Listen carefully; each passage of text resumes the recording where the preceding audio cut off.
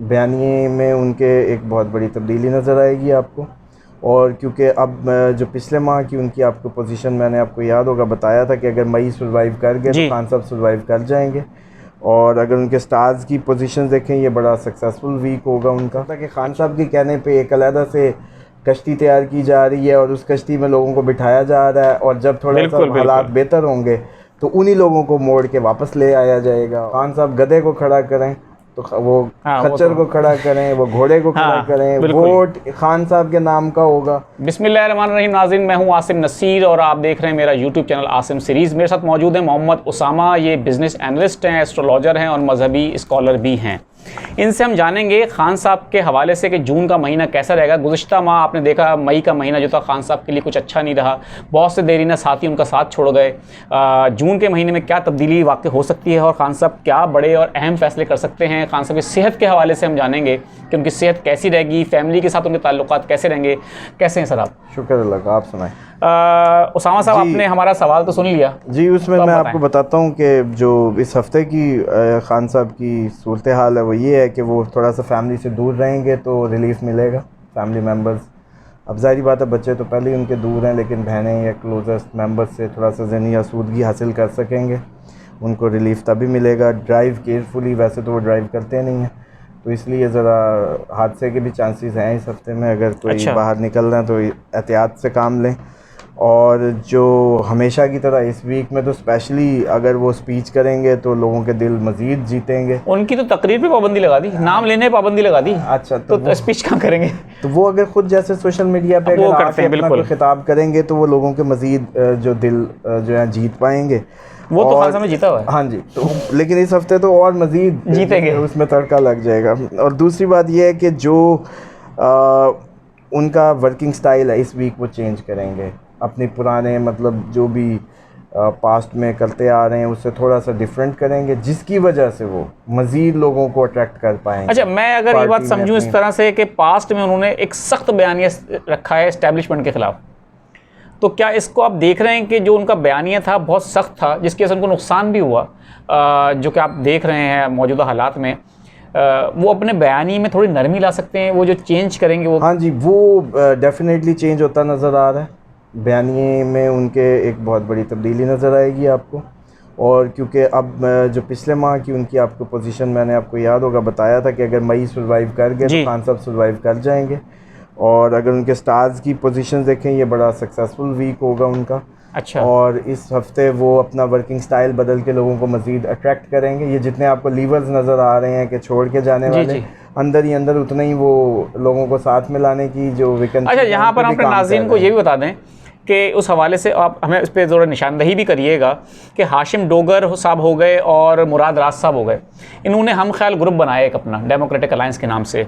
तो वो किसी भी जमात में नहीं जा रहे, वो कह रहे हैं जहांगीर तरीन के साथ भी नहीं जाएंगे, काफली के साथ भी नहीं जाएंगे, ना किसी और। पीडीएम का उन्होंने बाइकआउट कर दिया कि पीडीएम के ख़िलाफ़ हमें वोट मिलता है, लेकिन वो कह रहे हैं कि हम अपने जो हिमायती हैं, हम ख्याल लोग हैं जो तहरीक इंसाफ के साथी हैं, उनका एक ग्रुप बना रहे हैं। ख़बरें ये भी आ रही हैं कि वो तहरीक इंसाफ के ही वोटर से वोट लेंगे और जब हालात बेहतर होंगे तो तहरीक इंसाफ में वापस शमूलियत अख्तियार कर सकते हैं। तो आपकी जो बात है वो ये कि तहरीक इंसाफ से जो लोग अलहदा हो रहे हैं, किसी पार्टी में नहीं जा रहे, वो वापस आना चाहते हैं, वापस आएंगे मुस्तकबिल में। देखिए, इसमें दो प्लानिंग्स को लोग भूल रहे हैं। ये क्यों नहीं हो सकता कि खान साहब के कहने पे एक अलहदा से कश्ती तैयार की जा रही है और उस कश्ती में लोगों को बिठाया जा रहा है, और जब थोड़ा सा हालात बेहतर होंगे तो उन्हीं लोगों को मोड़ के वापस ले आया जाएगा और वो पीटीआई में जम हो जाएंगे।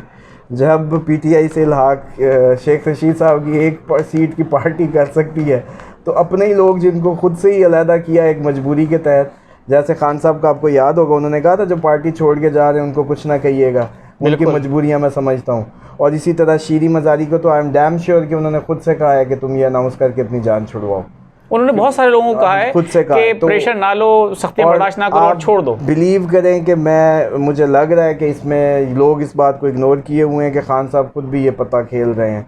इनमें सब ऐसे नहीं है छोड़ने वाले जो खान साहब के एस्टैब्लिशमेंट के प्रेशर पे सबने नहीं छोड़ा, यानी कि खान साहब की नई कश्ती भी जो है उसमें सवार करवा रहे हैं। कुछ ऐसे लोग हैं जिनको खान साहब ने खुद कहा है कि आप छोड़ें और साइड पे हो जाएं, और मुझे डैम श्योर है कि उसमें शीरी मज़ारी साहिबा शामिल है। और असद उमर साहब के बारे में क्या कहेंगे? असद उमर साहब के बारे में मैं इतना श्योर नहीं हूँ एज़ कम्पेयर टू शीरी मज़ारी, लेकिन बाकी और भी काफ़ी इनमें लोग आपको मैं मतलब एक डिटेल से किसी उस वीडियो में बता दूंगा जो जिन्होंने खान साहब की कहने पे छोड़ा।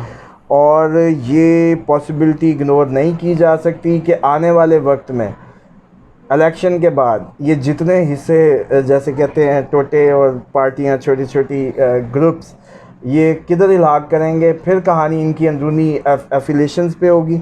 अब रहेगी बात कि पीटीआई का वोटर खान साहब जब तक नाअहल नहीं होते उसके अलावा वोट नहीं देगा। खान साहब गधे को खड़ा करें तो वो खच्चर को खड़ा करें, वो घोड़े को खड़ा करें, वोट खान साहब के नाम का होगा। लोग इस पे कंप्रोमाइज़ नहीं करेंगे जो खान साहब के सपोर्टर हैं।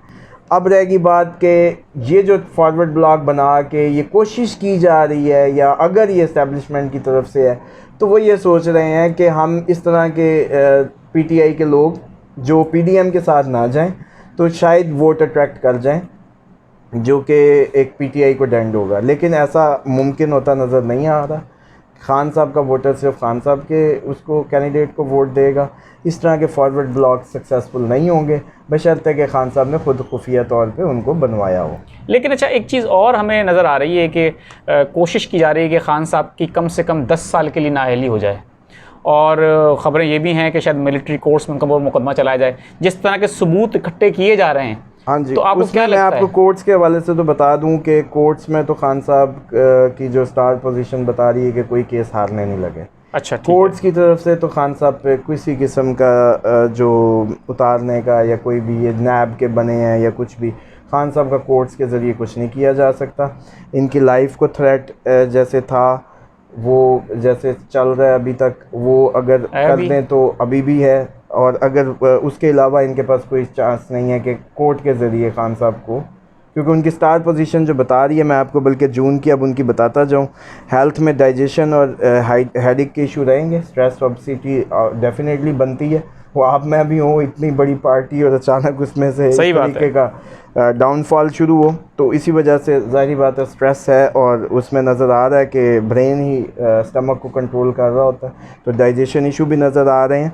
लेकिन जो कैरियर वाइज उनकी जून मंथ की है, मोर कमिटमेंट डेडिकेशन ज़्यादा नज़र आ रही है, और जो इनोवेशन है टू डेवलप वेल, इस महीने में जून में जो उनकी इनिशिएटिव है पार्टी को दोबारा समय रीऑर्गेनाइज़ करने का, उसमें बेहतरी नज़र आ रही है। और इसमें मार्ज उनके क्योंकि 11वें घर में है तो सेल्फ़ प्रोग्रेस और चांसेस टू प्रमोट लाइक कि वो मज़ीद प्रमोट होंगे जून में, मज़ीद शोहरत हासिल करेंगे। हाँ जी, मज़ीद प्रमोट होंगे और सेल्फ़ प्रोग्रेस में भी वो काफ़ी बेहतर नज़र आ रहे हैं। इसी तरह अगर हम उनकी थोड़ा सा ईगो इश्यूज़ होंगे लव लाइफ में और मिसअंडरस्टैंडिंग मैरिड लाइफ में क्रिएट हो सकती हैं, लेकिन अगर ओवरऑल देखा जाए जो चल रहा है टाइम वो बहुत अच्छा है। दोनों एक मतलब अगर बात की जाए उनकी घरेलू ज़िंदगी की तो उसमें ज़्यादा कुर्बत आई है। जो लोग आपने सुना होगा सामिया वगैरह को और दूसरे कि जी तलाक के हवाले से खान साहब की मैं पूछने वाला था आपसे बल्कि कि ये क्या आपको लग रहा है? ऐसी इनकी आई डोंट नो उनकी अपनी रीडिंग होगी, उन्होंने असेंडेंट के हिसाब से की है, मून साइन से की है, या उनके जो नक्षत्र है वो निकाल के की है। तो डिफरेंट वेज़ हैं इसके स्टार पोजीशंस को चेक करके उससे एक फोरकास्ट करने के। तो इसमें तो मज़ीद इनके क्लोजनेस नज़र आ रही है और ये मज़ीद एक दूसरे के करीब हुए हैं इस सारे टाइम में, ताल्लुकात मज़ीद मजबूत होंगे। हाँ, अब जो स्ट्रेस और एंजाइटी के नतीजे में जुपिटर इनके 8th हाउस में, जिसकी वजह से इनका जो स्पिरिचुअल नॉलेज है उसकी तरफ रुझान ज़्यादा रहेगा। अच्छा, और उसमें इन्हांस भी करेंगे। और जो सैटर्न है वो इनके 6वें घर में, जिसकी वजह से अपॉर्चुनिटी इस लेवल्स की इस महीने इनको मिलनी है जो इनको सेटिस्फाई कर देंगी। अच्छा, सबसे बड़ी बात यह है कि खान साहब को जून में ऐसी अपॉर्चुनिटी मिलने वाली है जो इनको सेटिस्फाई कर देगी। यानी कि ये खान साहब के जितने भी चाहने वाले हैं हमारे व्यूवर्स जो हैं वो हमसे अक्सर वीडियो के नीचे कमेंट में कहते हैं कि खान साहब के हवाले से बताएं, कोई खुशखबरी दें, तो ये उन सब के लिए खुशखबरी है कि जून में कोई ऐसी चीज़ें होंगी कि खान साहब उससे खुश होंगे, सेटिस्फाई होंगे। हाँ, तो दुआ सब करें मिलके। जुपिटर जब 8th हाउस में होता है तो एक्सपेंशन और न्यू वेंचर्स भी होते हैं, तो सिर्फ छोड़ने वालों की नहीं खबरें जून में इंशाल्लाह साथ आने वालों की खबरें भी मिलेंगी आपको। और सेहत के मसाइल ज़ाहिरी बात है बस जो आपको बता दिए, जस्ट डाइजेशन इशू और हेडेक के रहेंगे। और उसके अलावा जो इनकी इस महीने इनको जो कोशिश है जो 8th हाउस में जुपिटर होने की वजह से, वो ये है कि इनको थोड़ी सी प्लानिंग मज़ीद बेहतर करके काम करना पड़ेगा। अब वैसे नहीं होगा कि खान साहब की खब्बी भी सजी होने लगी है और इस्टेब्लिशमेंट से इनकी जो टसल चल रही है वो एज़ इट इज़ रहेगी, उसमें कोई बेहतरी नज़र नहीं आ रही। अच्छा, लेकिन यहाँ मेरा आपको मैं रोकूंगा माजरत के साथ, यहाँ मेरा एक सवाल है, अगर इस्टेब्लिशमेंट से खान साहब के ताल्लुकात बहाल होते या बेहतर होते नज़र नहीं आ रहे तो फिर खान साहब के लिए रास्ते तो मुश्किल हो जाएंगे, क्योंकि इस वक्त जो हालात हैं आपने देखा कि टोटली बाइकॉट है उनका मीडिया पे, इवन के नाम लेने पे भी। एक्चुअली थोड़ा सा मैं आपको लोगों को पीछे ले जाना चाहता हूँ। आप लोग समझ रहे हैं कि खान साहब ये जिस दिन से हुकूमत से निकले हैं या जब से ये FIRs और ये सारा सिलसिला हुआ है, ये तब से इनकी और इस्टेब्लिशमेंट की टसल शुरू हुई है। एक्चुअली आप भूल रहे हैं कि जब उन्होंने बुज़दार को हटाने की बात की थी, ये तैयारी उस वक्त से है और ख़ान साहब ने ज़हनी तौर पर तैयारी उस वक्त से की हुई है। और ये भी मैं आप लोगों को बता दूं कि ये जो कोर्ट के ज़रिए इनकी जो हुकूमत का टूटना है, ये आपको क्या लग रहा है कि ये उन लोगों के ज़रिए हुआ है? नहीं, ये इसमें भी खान साहब की अपनी ईमान शामिल है कि तहरीक अदम एतमाद तो आने ही वाली थी, अगर उसके ज़रिए जाते तो ये इतनी सारी कंपेन कैसे करते।